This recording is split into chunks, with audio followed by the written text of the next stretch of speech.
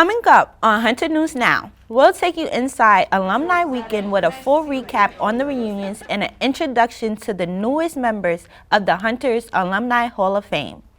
And protests over cuts to CUNY's budget, we'll tell you what's at stake and what faculty and staff are fighting for. The Battle of the Bands has been fought and won in an epic day of music at Hunter College. We'll tell you who came out on top.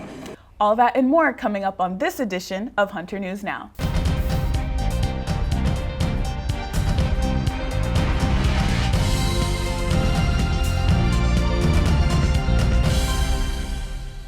Welcome to our third edition of Hunter News Now. I'm Asia Beal. And I'm Reagan Grant.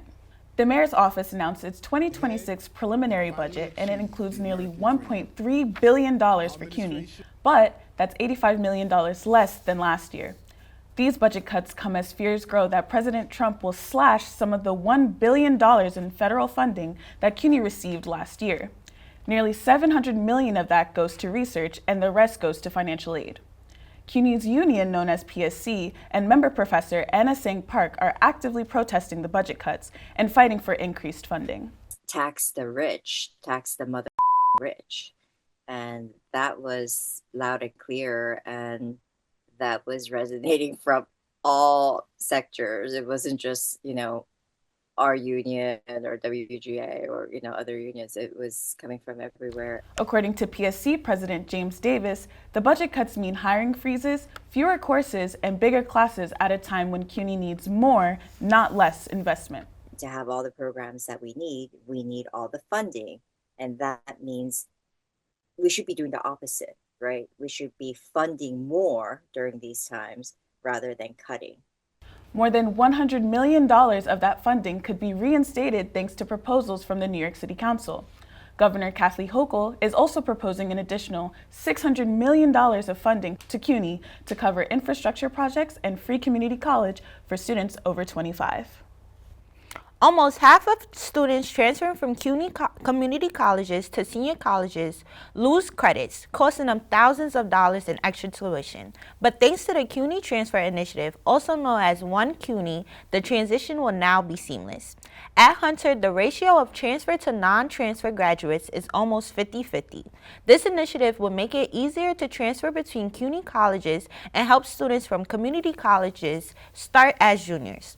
Hunter's provost says this is one of the many areas improved for student benefits. We're focusing on all students and trying to find out what are the resources they need in order to succeed here, in order to want to stay at Hunter and graduate from here.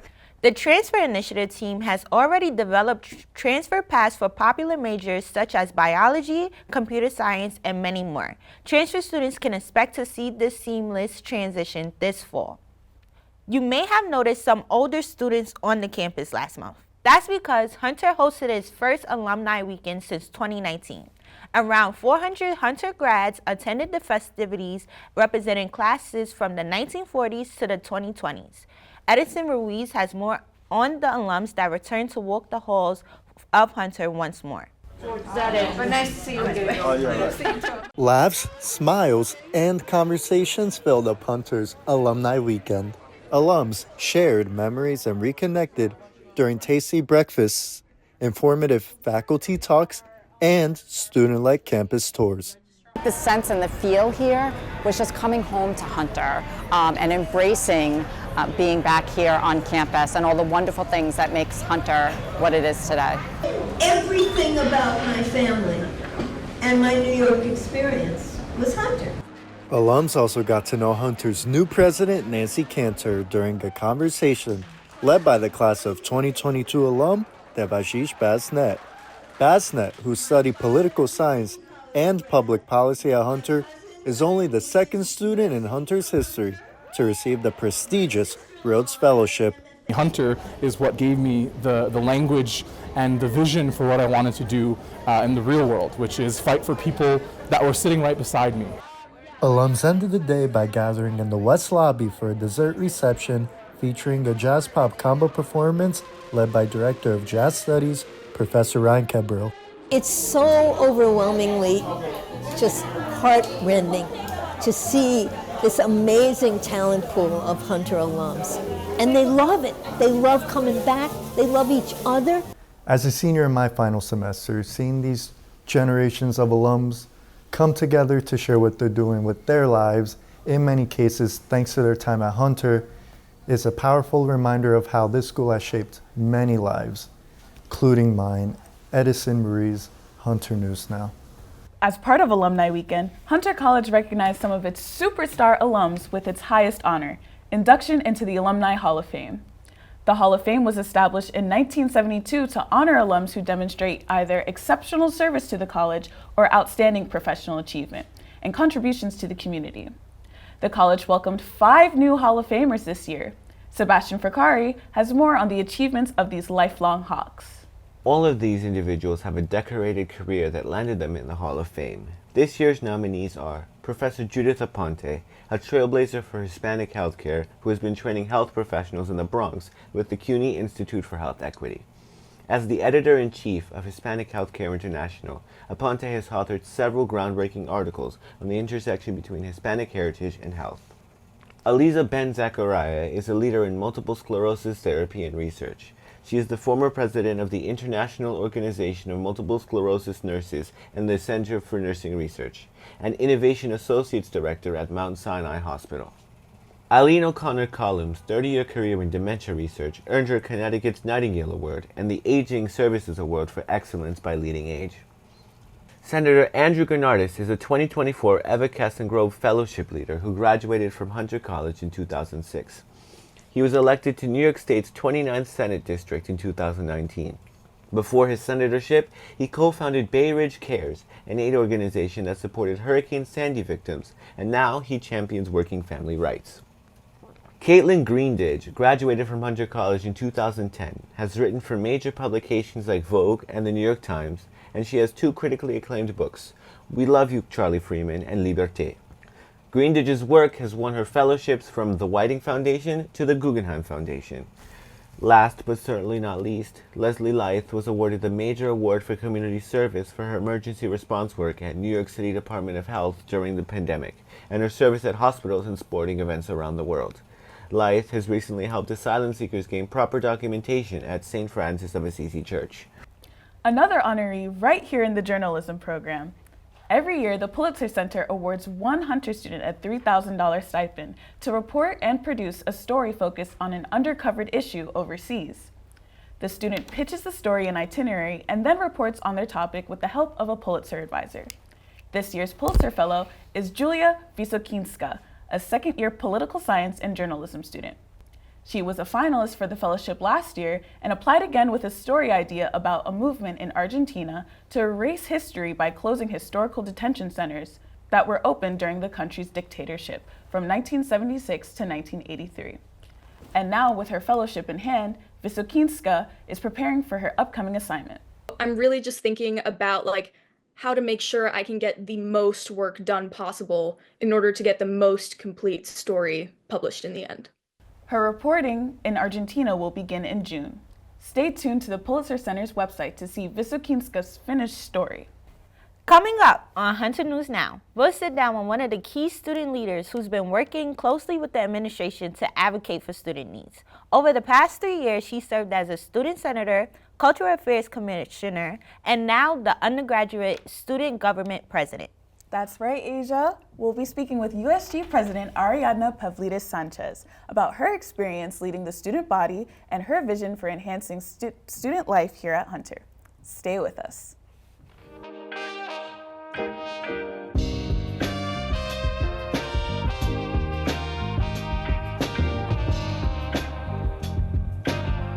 Undocumented folks are not just Latino, but they come from all parts of the world, and we want to make sure that we can uplift everyone.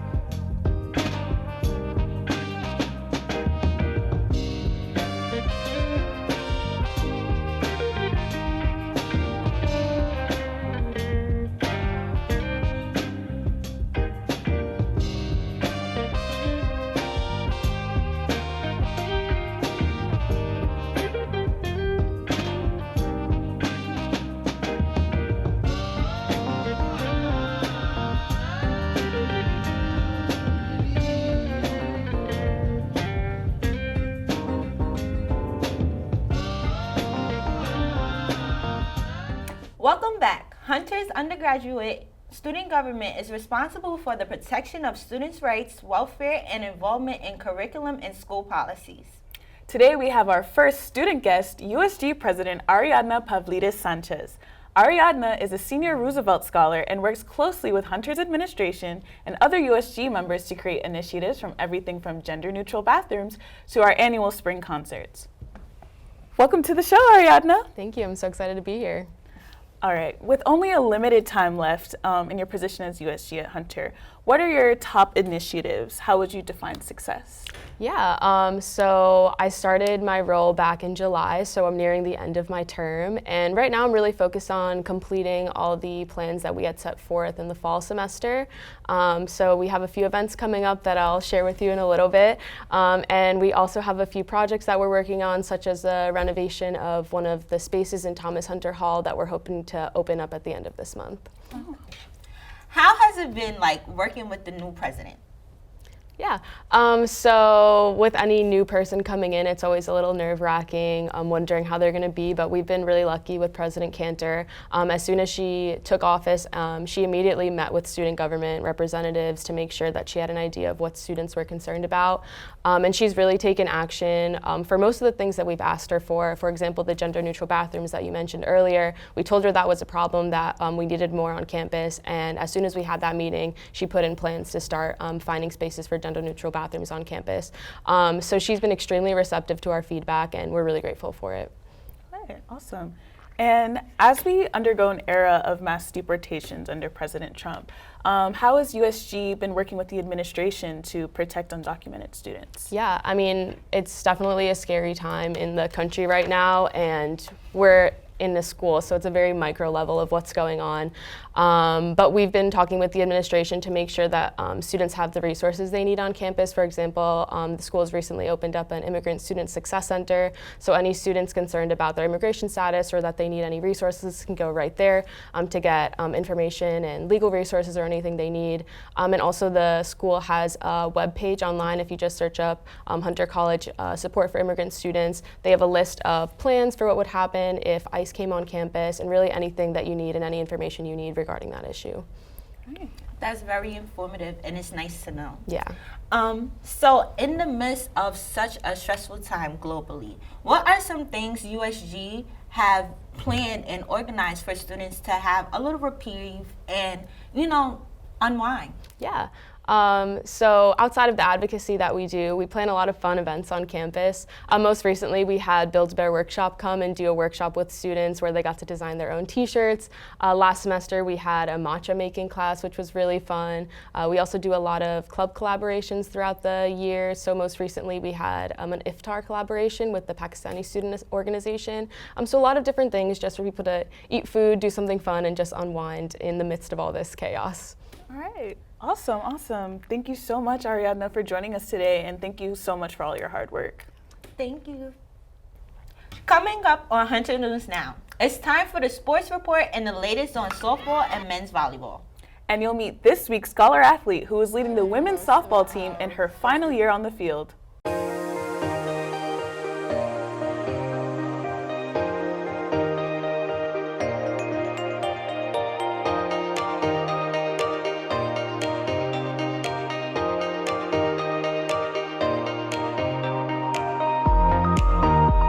We help students prepare for the world of work, so not just their application materials, but ensuring that they're career ready.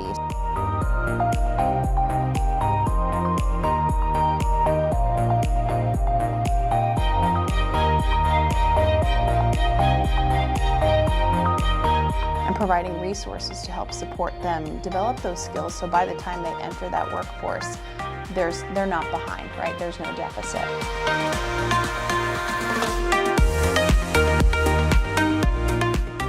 So start thinking about us now. Use us early and use us often. And be sure to follow us at Hunter Career Center. Welcome back, everyone. Spring sports are in full bloom, and here to bring us all the action is our sports editor, David Horn. Thank you guys for having me. The Hawks have an exciting week coming up, but first I got to get you caught up with the previous 2 weeks. Well, the men's volleyball team finished up the regular season with 3 matches against some tough CUNY competition. The first and hardest matchup was against their arch rivals Baruch College Bearcats. Playing on the road, the Hawks fought hard in the first set, grabbing it 30-28, but they ended up dropping the next 3 sets and losing 3-1. The Hawks got off to a slow start in their next home game against John Jay as the Bloodhounds won the first set, but then the Hawks bounced back thanks to the star outside hitters Kyle Foley and Ahmed Mohammed, who together racked up nearly 30 points. Then, in the last regular season game against Brooklyn College, the Hawks honored their 5 graduating seniors with an emphatic win in 3 sets. With that, Hunter finishes the regular season with 12 wins and 2 losses in the CUNY Conference. That was good enough to give them a bye and make them the number 2 seed in the CUNY tournament. They will play the number 3 seeded Brooklyn College in the semifinals on Thursday night at 6 p.m. at the Sportsplex. If they win in the semis, it's on to the championship game on Friday night, also at 6 p.m. again at the Sportsplex. So make sure to come and show your support for the men's volleyball team. Go Hawks! Meanwhile, the women's softball team had a tough time dealing with some non-conference opponents, dropping a couple games in a row. However, CUNY action opened up on Saturday as the Hawks took on the Lehman College Lightning at Randall's Island. The first game of the doubleheader ended with a 10-2 win for the Hawks, who racked up 14 hits. And another win for the Hawks in the second game. Paige Woodalek, Sonia Rosales-Rosenthal, and Jessica Fowler homered, with Fowler knocking in a grand slam and a 2-run home run. While she wasn't swinging for the fences, team captain Nicole Bowe finished the 2 games going 5 for 6 with 3 RBIs and 4 runs scored. Off the field, Bowe is the SAC president and a grad student earning her master's in adolescent social studies education. Now in her last season, she's looking to get her 2nd championship ring while balancing work and school, as she is our Scholar Athlete of the Week. Each of us brings something completely different to the game and how we do very different things. I think I love the most about how close we've gotten through it as well. Hi, my name's Nicole Bowe. I'm a senior on the softball team. My dad signed me up for T-ball when I was 5, and it kind of stuck ever since there. There was a field 3 blocks away from our house, so it was quite an easy drive or an easy walk whenever he was mad at me. My sister has probably inspired me the most to play softball. I think that we bring very different things to the game of softball. We both played different positions growing up, and I think we also go about things very differently, so it's nice to see how we've built that connection through this as well. At the time, Coach Maroney was recruiting me, and so that's why I wanted to come here. He came to, I think, 11 or 12 of my games when I was in high school, and it felt like a family here. Like, he felt like he really cared about me. I was in touch with a lot of the other girls after we all committed after May 1st. Academically, I think that this is one of the best schools. It's so diverse, and I don't think I've had a similar experience to anyone else that I know, and so I think it's been really great here. I'm going to school right now for adolescent social studies education. I graduated last year from undergrad, and I'm in my grad program. I came back here because I made a promise to Paige, Jess, and Liv that we would finish out our 4 years together.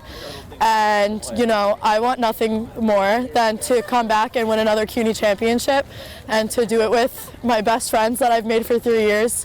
It means a little something more. The 2022 championship team was a very interesting team.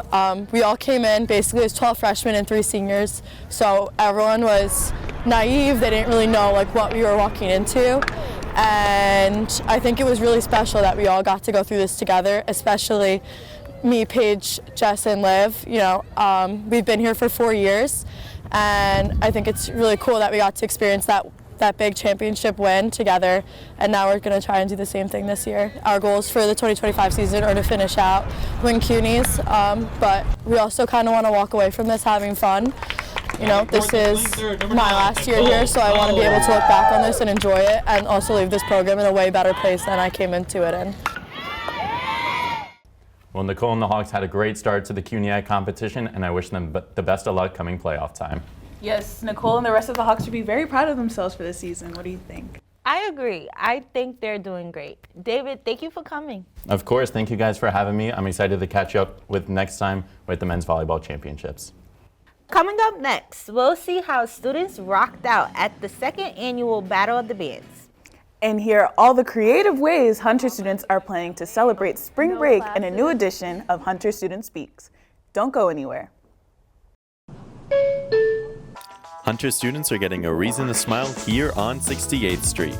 In late December of 2024, the MTA announced that Hunter College's very own subway station is now fully accessible. Now equipped with 3 elevators, with one going from the street to the mezzanine level on 68th Street and 2 going from the mezzanine to the platform, going in both the uptown and downtown directions. What's more, there's a new seating area outside the West Building, and the MTA upgraded platforms and extended the mezzanine, improving passenger circulation with new entrances, reconstructed stairs, and installed better signage. The construction is finally complete after a number of years and provides a much safer travel for the disabled, elderly, and families. In addition, the station spotlights the artwork of Hunter alum and professor Lisa Corrine Davis, who graduated from the MFA program in the class of 1983. Take a swipe on your MetroCard and check it out today. Welcome back, everyone. It's time for our arts report, and for that we have our arts editor, Bridget Ceballos. What's new, Bridget? Thank you guys for having me again. Well, we have some big news in music. WHCS Radio, also known as Where Hunter College Speaks, hosted its 2nd annual Battle of the Bands in the Thomas Hunter Game Room. The station invited local bands from across the city to Hunter, giving students a chance to experience live music for free. In a night of music ranging from indie rock, pop, and metal, 5 bands battled it out to see who can earn the loudest cheers from the crowd. The first band to take the stage was Mother Cabrini, an indie rock group that had students moshing and rocking out all night. Next up was ABCDEFGH, a band formed by Hunter students just 2 weeks before the concert. Despite the short time together, they performed original songs and absolutely killed it. Attic Ivy followed with an all-instrumental set featuring guitar, bass, and drums. Their performance had the crowd on their feet, rocking to some sick tunes. Crippled Sound, a death grind band, brought the energy to the next level, leaving their new fans in a frenzy with their powerful performance. Finally, Pawn Promotion closed out the night with an unforgettable set.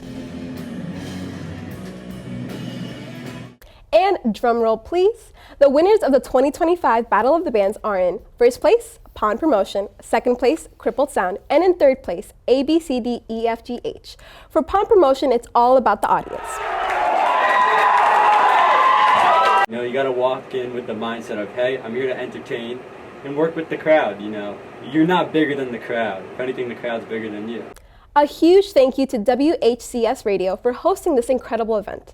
And a huge congratulations once again to Pawn Promotion on their first place win.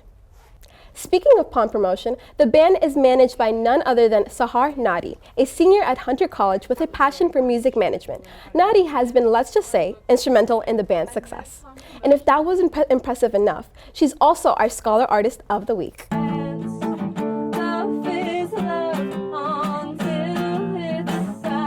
do I love music?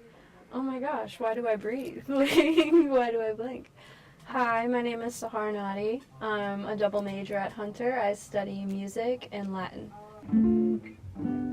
Okay, I've been in choirs since I was really little. Like, they had us starting in like first grade with choirs. That was very foundational. Like, we learned how to read music that young. It might be corny, but I do think my favorite instrument is voice, just because, well, I have the most control over that right now, but also it's so vulnerable. Like, when you go in front of an audience of people and you play your guitar and you miss a few notes, like whatever, you can blame it on the guitar. So I come from like low-key a Hunter family. Like, my brother went to Hunter, my sister went to Hunter. The community that I met from Hunter after enrolling was just what solidified me in staying, and that my decision was right. Music has been the reason why I found good friends. Like, even if we come from entirely different walks of life, if you're like a sporty kid or a nerdy kid or whatever, like, my friend group was like very mixed, but the only thing we really had in common was our music taste. I met Pawn Promotion in 2023, and at first I was a fan, so I would pull up to the shows, I would rock out, that's how I learned all of their lyrics. Like, oh, you should manage us, you've already booked half of our shows, da-da-da-da. And I was like, I don't know if I need that responsibility. So now I'm like officially their manager, I have their email password. When I got the email password, I was like, okay, it's real now. On April 17th, Pawn Promotion is scheduled to perform at Baker Falls. which was, I think, formerly the Knitting Factory. Kurt Cobain performed there. That's crazy. And then also on April 19th, we're trying to get something going at Mercury Lounge. But definitely follow pawn.promotion on Instagram for more information. My dream career in like 5 years? Oh, I want to run a music festival like GovBall. Like I want to direct that, but it would be so cool to be able to do something sustaining for the local art community. So guys, what was your favorite band from Battle of the Bands? Mine personally was Attic Ivy. I didn't make it, but I wish I made it. It sounded so great. But Bridget, thank you for coming. Thank you guys. Yes, thanks for coming. Finally, spring break is just around the corner, and it couldn't be here fast enough. That's right. The recruiting company Handshake reports 60% of college students experience some type of academic burnout every semester. So I asked students what they're planning to do to recharge before finals in this edition of Hunter Student Speak. I am very excited for spring break. Of course I am. I want to get out of here. I'm done. I'm so done. I'm very excited for spring break because I'm going to drink. Yeah, I think it's but also that I know that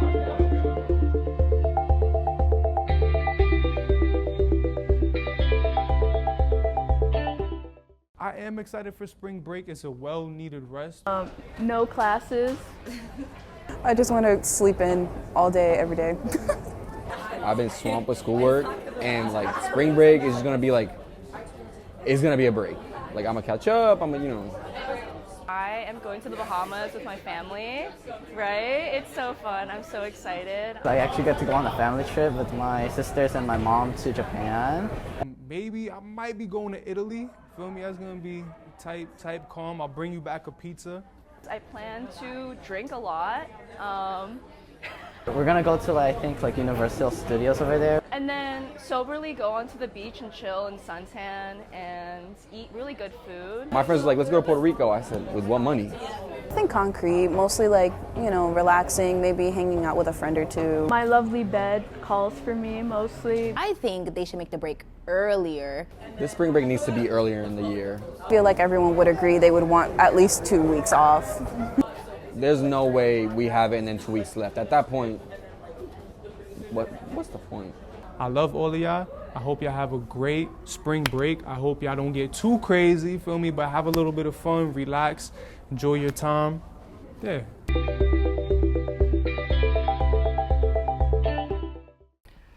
Well, that's all we have for our third edition of Hunter News Now for the spring semester. You can check out all of our student stories on our YouTube channel, Hunter College Journalism. And be sure to follow us at Hunter JOURPGM on Instagram and at Hunter Join on X. On behalf of everyone in the studio, thank you for watching. See you next time.